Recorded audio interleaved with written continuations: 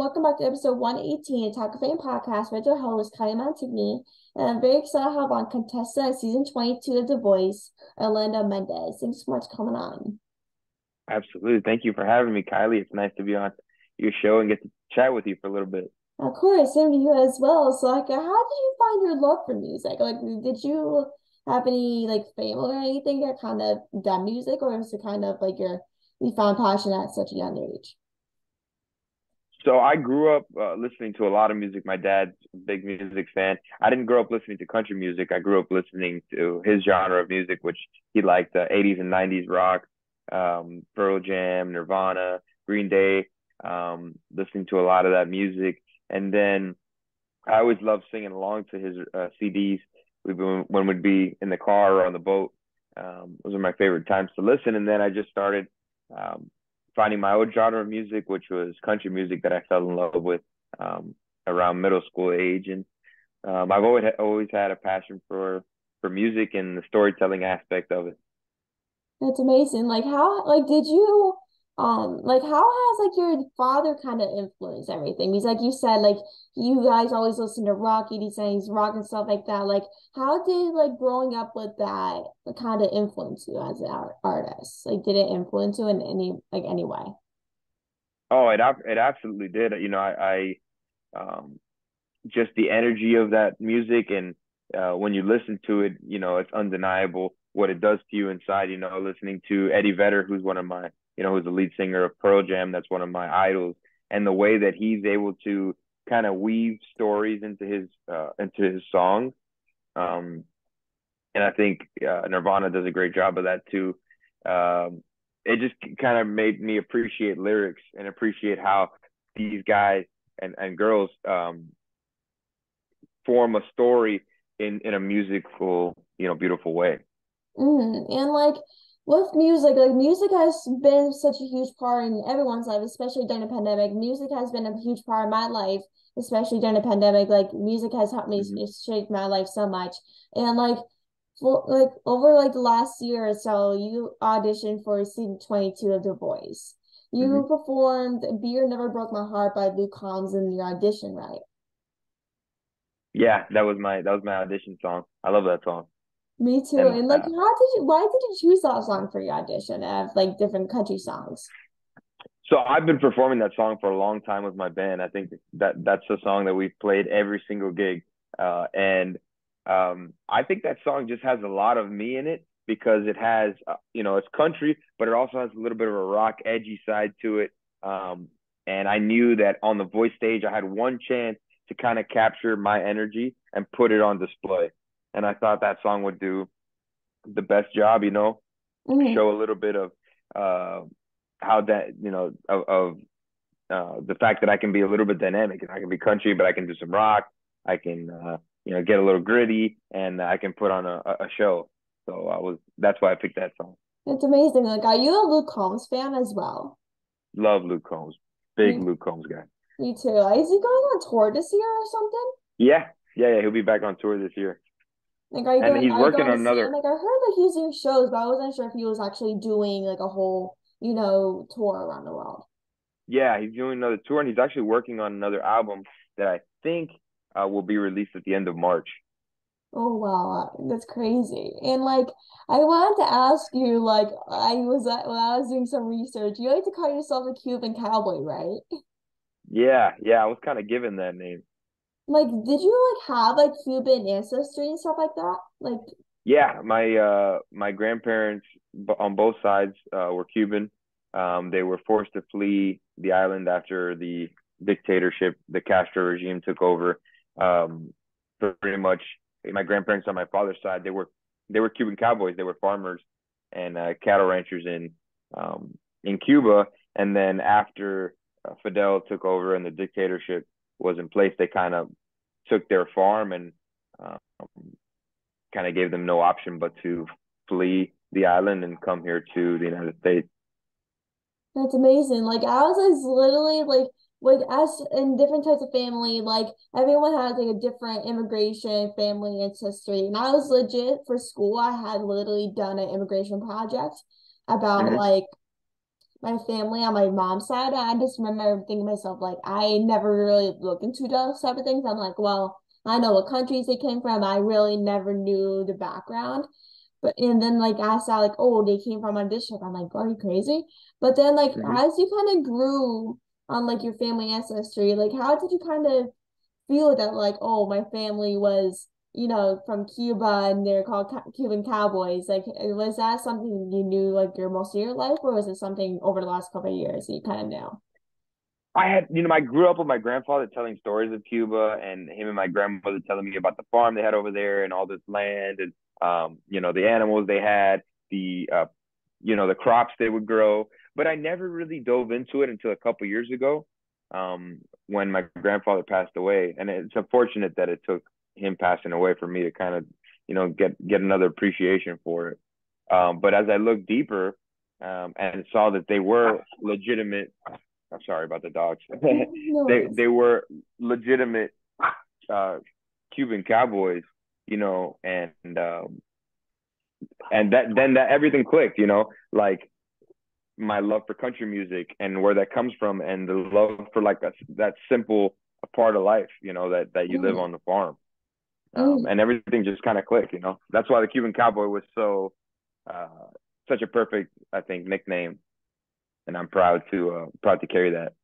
And like as I kind of switch over back to The Voice, like as this time went on during season 22, you chose to like be part of Team Camilla, which is amazing. And like why did you choose Team Camilla over some of the other teams? Because It some other teams are crazy artists and they're all different in each way. Yeah, no, that was hard. That was the hardest decision I've ever made, for real. Being on that stage, I never thought I would get a four-chair turn. That was the biggest surprise of my life.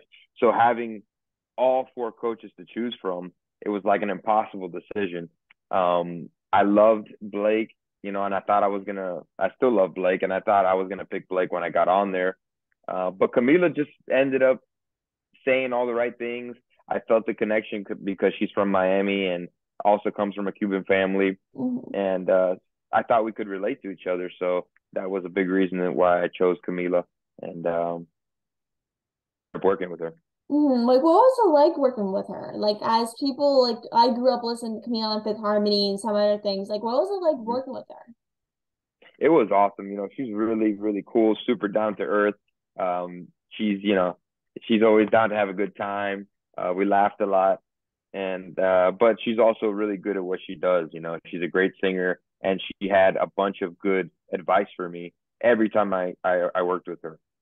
That's amazing. And like, as you switch over to music, like we talked about this earlier before we started, but you started your own band called Orlando Mendez Band, and like you guys are moving to Nashville next year Mhm. for country music, in which the band does gigs across the state of Florida. And like, how did a band come about? Like, how did like you starting the band like come about, basically?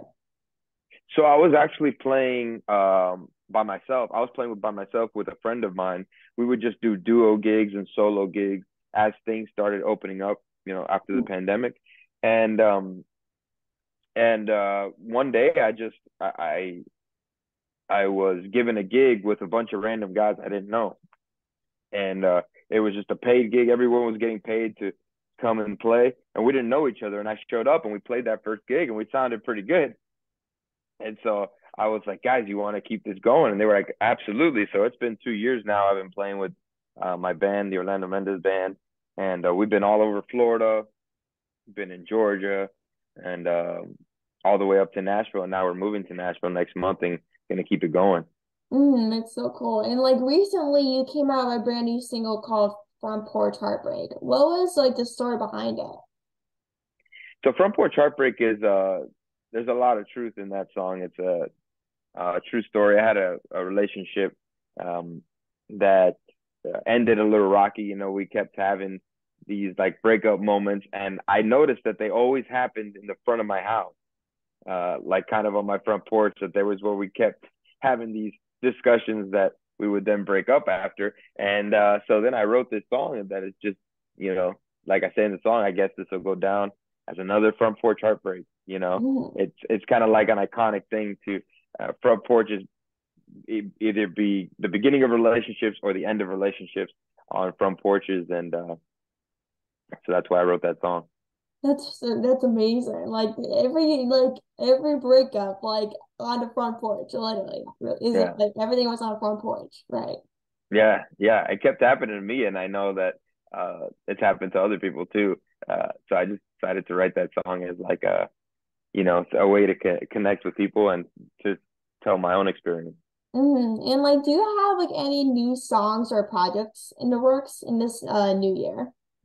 Oh yeah, I just finished recording last week. I was up in St. Augustine with my producer, and we just finished recording two new songs. I have about two or three other ones that have been recorded and are ready to go. So I'll be dropping another single. Should be in February or early March, and then we're gonna keep it rolling. We're gonna have a lot of music coming out and try to get some traction.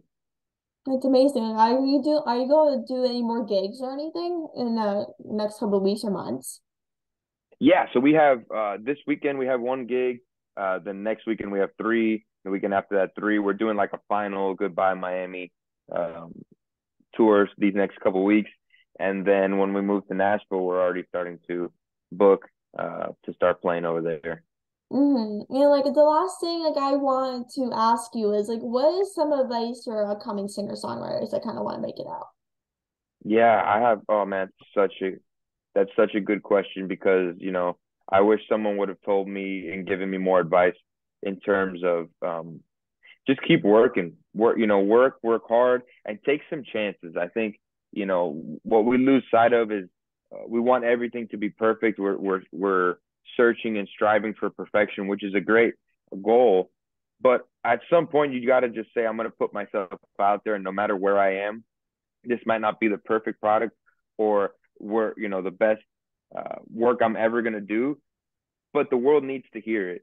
Put that song out there. Um, put that cover out there, film that video and put it out there, and don't have any shame about where you are.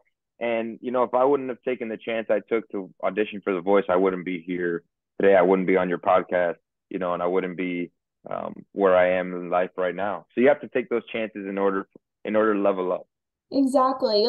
Like so many people would like to like self-doubt you thinking like, oh my God, you can't do it. But like you said, like people need to take chances even though they might get now. Like you said, Of like if you didn't try out for the voice, you probably wouldn't have made that far and would have gotten these amazing opportunities. You know what I mean? Like if you didn't try, you probably wouldn't have gone as far as you can, as you like are now. Absolutely. And you have to believe, things take a while. I'm sure you've noticed with your podcast, you put out episodes and sometimes they do great and probably some episodes don't do as good as you hope they do. Maybe it's a slow build, but it's a build, and it's a grind, and it's just about every day putting yourself out there and putting something in front of the world and giving it your best shot every day. Exactly, exactly. And so, like, I want to thank you so much for coming on the podcast. I wish you the best of luck in Nashville. I know it's definitely going to be a weather change, right? For sure. But I'm excited for it. Me and my band are super excited to get up there at in the hub of country music and make it happen. And like, I wish you the best of luck with anything. If you need help with anything, feel free to reach out. I'll be happy to help. And the Nashville, like, hard country music, like, it's amazing. Nashville, like, it's just, I can go on about Nashville, but this is like, thank you so much for coming on and taking some time out of your day. And the best of luck to you. And we'll definitely catch up soon. Maybe do another one. Of course, Kylie. Thank you so much for having me on here. It was a pleasure talking with you, and we'll keep in touch for sure. Absolutely. Thank you so much. Thank you to you. Bye.